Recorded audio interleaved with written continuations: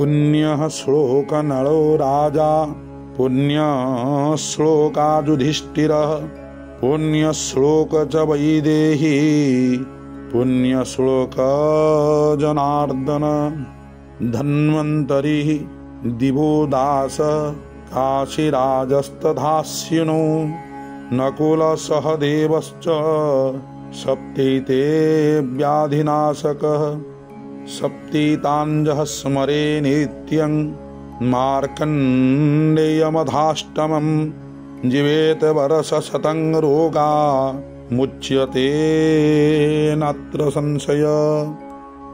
वर्तमान ए जुगरे जो महाव्याधिमान मनुष्य को आघात करुछंती सेही रोगरु मुक्ति निमित्त प्रत्यह रातरे जे धन्वंतरी आदि सप्त नाम एवं मार्कंडेय सहित 8टी नाम स्मरण करे जीवेत वर्ष शतं रोगा से शतवर्ष निरोग भावरे जीवन यापन करे।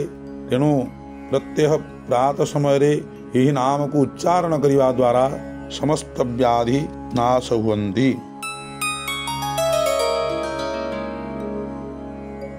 अश्वत्थामा बलि व्यासो हनुमानश्च विभीषणः कृपः परशुरामश्च सप्तैते चिरजीविनः सप्तिताञ्जः स्मरे नित्य मार्कण्डेयमधाष्टमः जीवेत वर्षशतं सोऽपि सर्वव्याधि विवर्जितः। जे मनुष्य अश्वत्थामा बलि व्यास हनुमान विभीषण कृप परशुराम एवं मार्कंडेय सहित ये 8टी नाम को प्रातः समय रे स्मरण करे तार समस्त व्याधि नाश हुए।